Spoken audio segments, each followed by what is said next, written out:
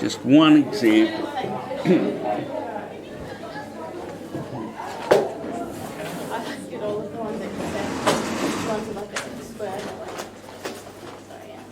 Was that most?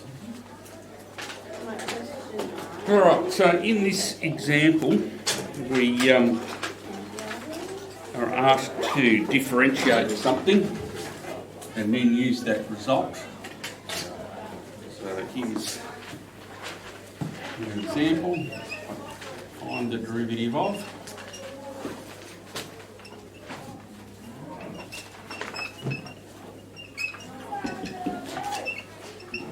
What's the...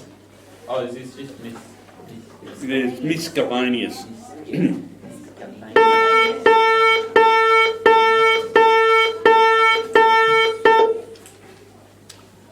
Alright, so we've got to find the derivative of sine minus 1 x plus x times the square root of 1 minus x squared. And hence evaluate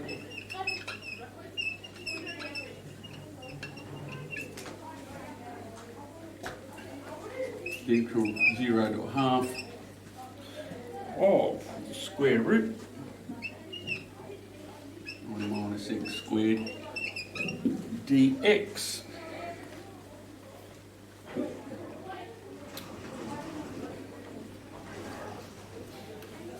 All right.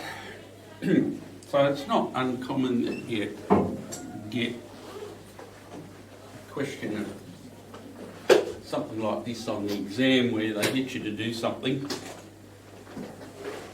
and they usually say hence or otherwise. Hence means use your result, otherwise is if you've got some other. But generally always the easiest thing is to use your result. So first of all we've got this sine minus 1 x plus x square root x minus 1 squared, and we're asked to find the derivative.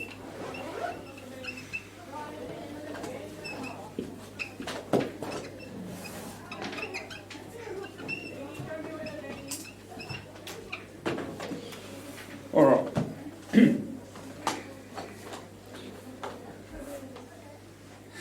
So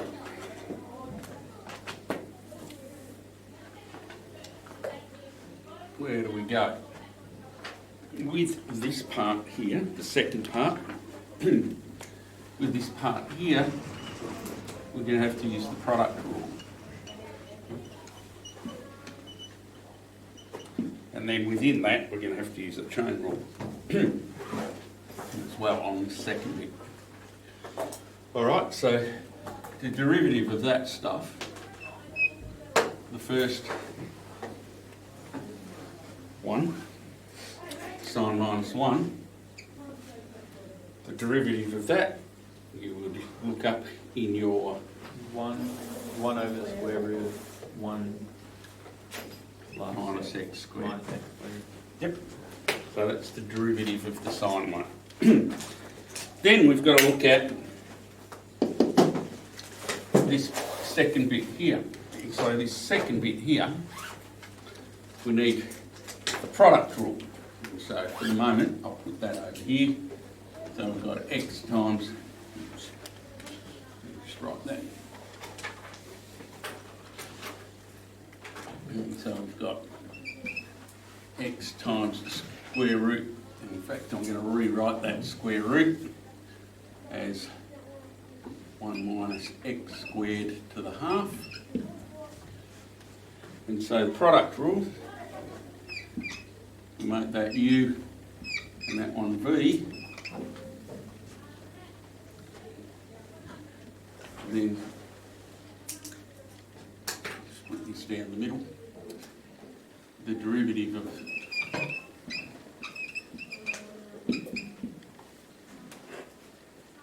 that first one, the derivative of x is just 1. And this is where I said we're going to have to use the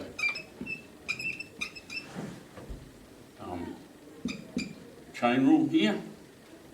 Bring our power down, reduce it by 1. multiply by the derivative of what's inside. Be that, I hope.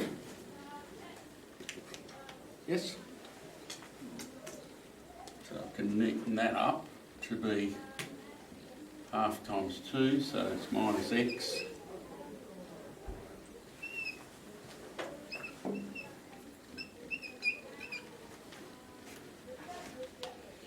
Right, would that be correct? Yep. So then the product rule says u times the derivative of v, so x times negative x over the square root of 1 minus x squared plus v times the derivative of u. I'm going to rewrite it. Right, so now we've got this. I'll change back to black, is that right? Too bad if it's not, I'm doing it anyway. Alright, then we've got minus x squared on the square root of 1 minus x squared, and plus square root of 1 minus x squared. Alright, so we need to try and combine all of that together in some way or other. And we can do that by doing what?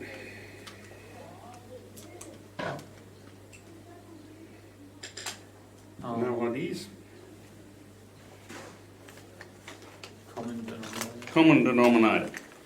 So already these have already got denominators of square root of 1 minus x squared. So if we think about this last term as being over 1, then if I multiply the top and the bottom by the square root of 1 minus x squared, then I have a common denominator.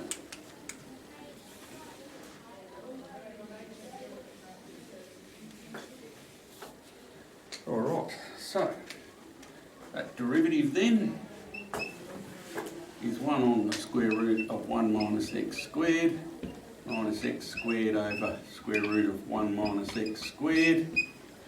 Square root of 1 minus x squared times by itself is 1 minus x squared over square root 1 minus x squared.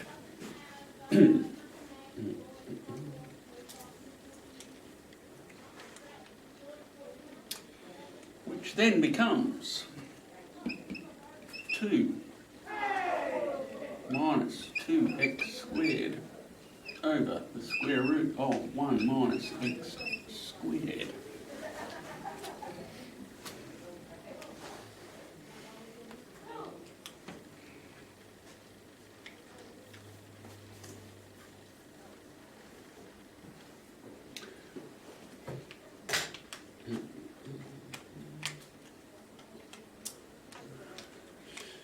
Alright, what am I going to do now?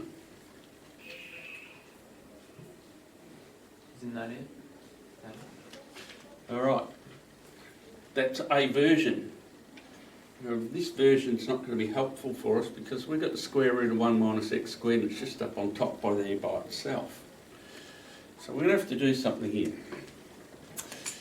If I take 2 out as a common factor,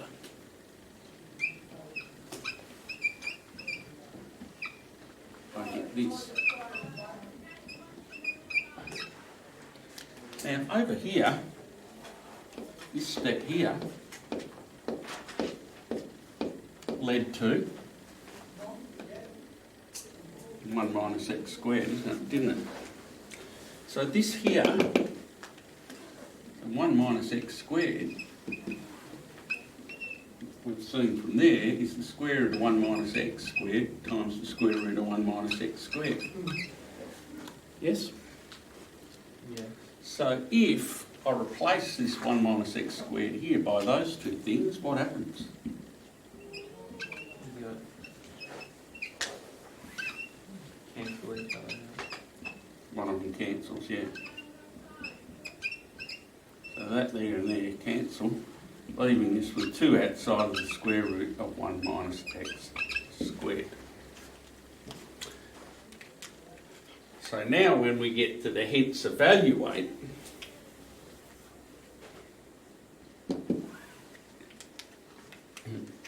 we've now got something, so it's 1 square root of 1 minus x squared, we've now got something there with it.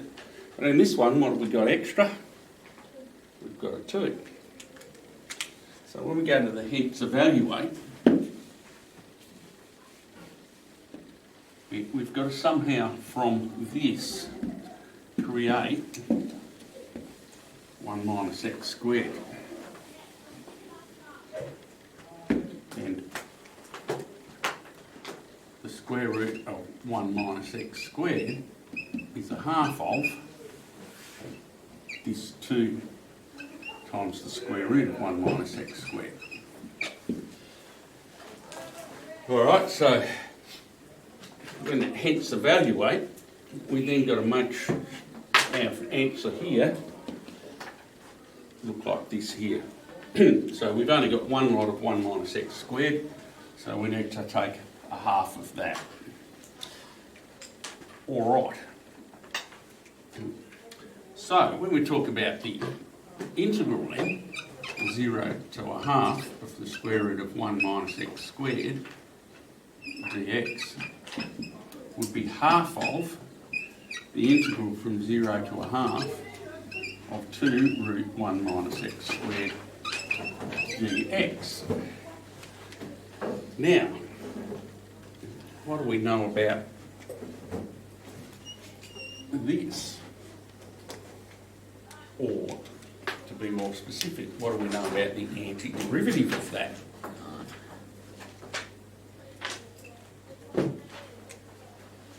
Anything?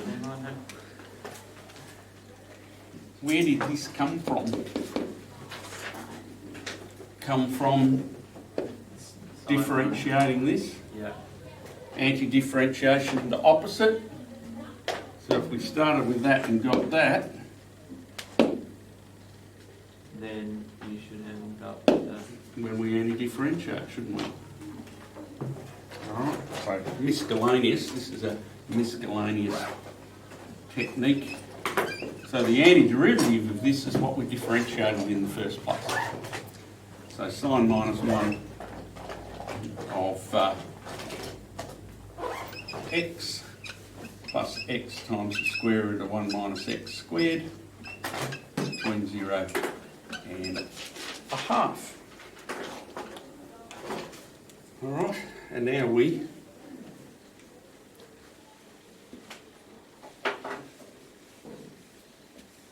stick our numbers in and work it out. So we've got a half of sine minus 1 of a half plus a half times the square root of 1 minus a half squared. Take sine minus 1 of 0 plus 0 times the square root of 1 minus 0 squared.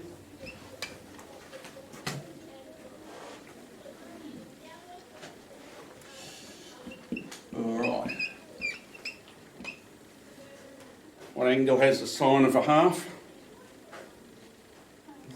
Sine 6.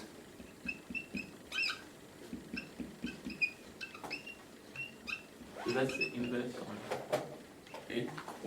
No. Isn't that what that means? Take the inverse sine, aren't we finding an angle? Yep.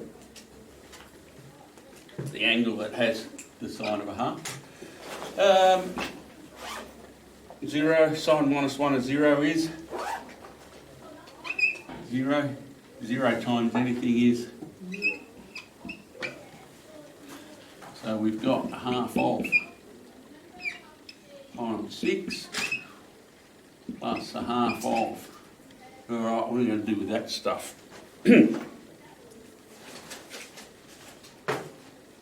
Anyone?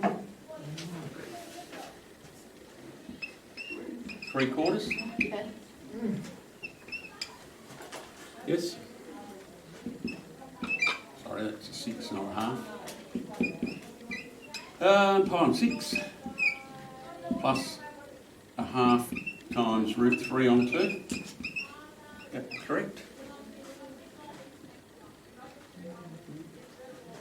Equals a half pi on 6 plus root 3 on 4.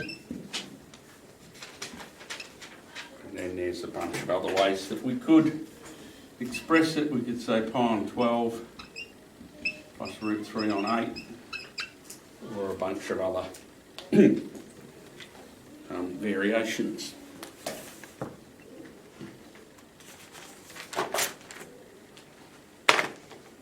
All right, so the key thing here is we've differentiated something, and that's something that we end up with. The 2 root 1 minus x squared relates to the things we want to anti-differentiate there. And in this case, we look at the thing we ended up with is twice what we want here. So by multiplying it by that half, we then know that because we ended up with that, this is where we started when we do the anti-differentiation. And as I said, not uncommon in exam questions whether they'll get you to differentiate something and then use that result to find an integral related to it. All right. Any other questions about that? No. All right, that's it for today, 7/8.